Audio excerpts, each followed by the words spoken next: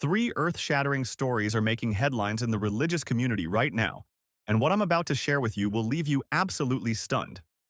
We're talking about an 80-year-old megachurch pastor arrested with no bail, a shocking sentence that came after a desperate mother's warning, and the sudden death of a world-renowned pastor that's sending shockwaves through Georgia. Buckle up, because these stories are about to blow your mind. Our first story takes us into a deeply disturbing development involving an 80-year-old megachurch pastor, Eric Anderson, who has been arrested without bail in Florida. The details emerging from this case are nothing short of horrifying, shedding light on alleged crimes that span decades and a concerning pattern of cover-ups.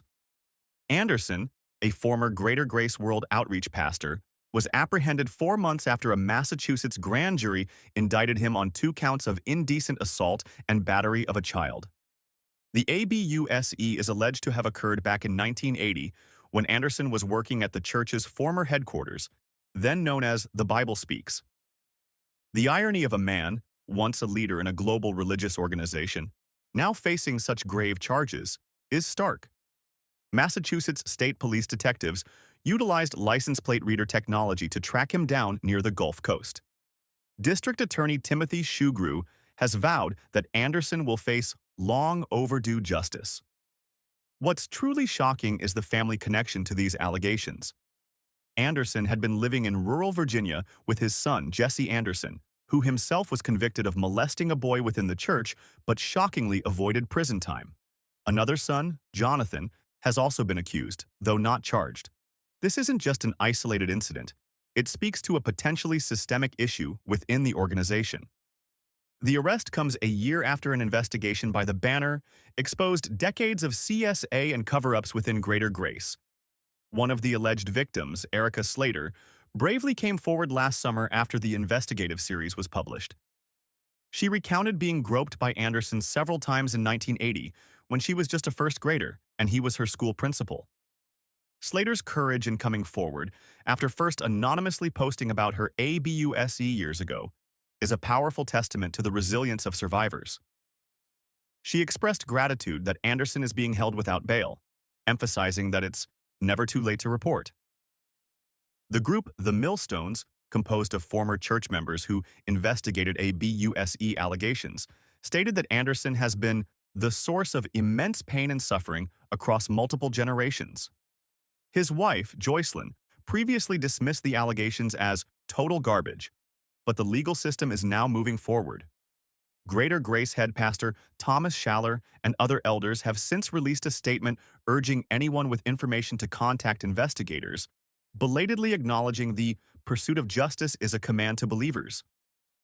This case is a chilling reminder of the devastating impact of unchecked power and the critical importance of listening to and believing survivors. It's a story that underscores the urgent need for transparency and accountability within religious institutions. Our next story continues this unsettling theme within the realm of faith, this time focusing on a shocking sentence handed down to a former church volunteer and youth soccer coach in North Carolina, Benjamin Wayne Dameron. This case has left many questioning the justice system, especially given the alarm raised by a vigilant mother years ago. Dameron, who was charged in 2022 with 10 counts of CSA crimes, has been sentenced to just 24 months of probation on a single felony charge. This outcome stems from an Alford plea filed in October, which reduced his conviction from 10 charges to 1 count of indecent liberties with a child. For those unfamiliar, an Alford plea allows a defendant to plead guilty while maintaining their innocence, effectively accepting a lighter punishment while avoiding the risks of a trial.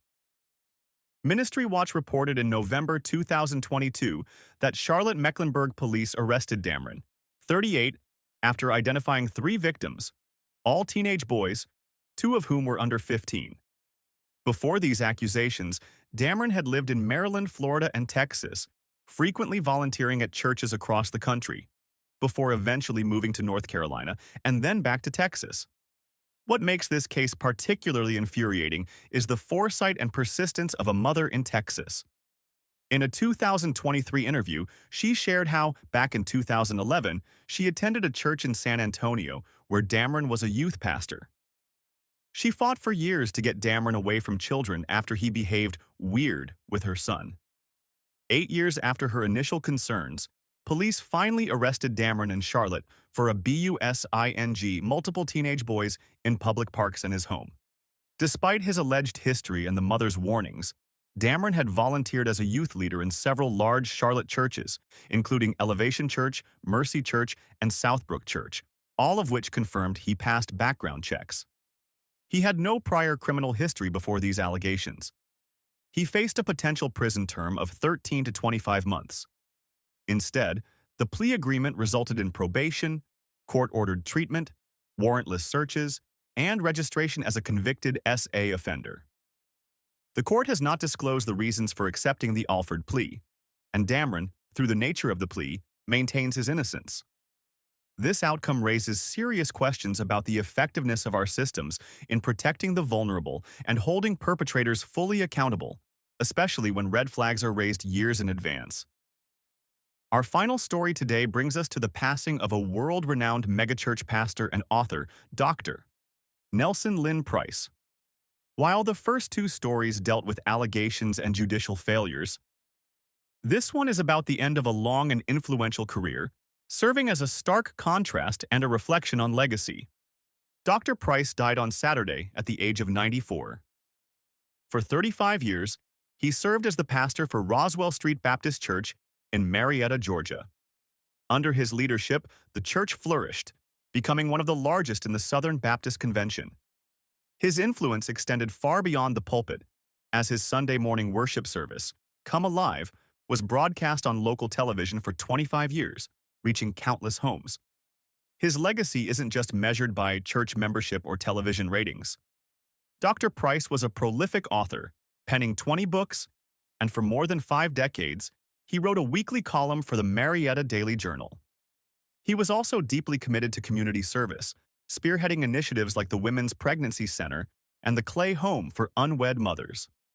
He lived his life based on his favorite Bible verse, Colossians 3:23, "And whatever you do, do it heartily, as to the Lord and not to men." This verse seems to encapsulate a life dedicated to not just spiritual growth, but tangible impact on his community.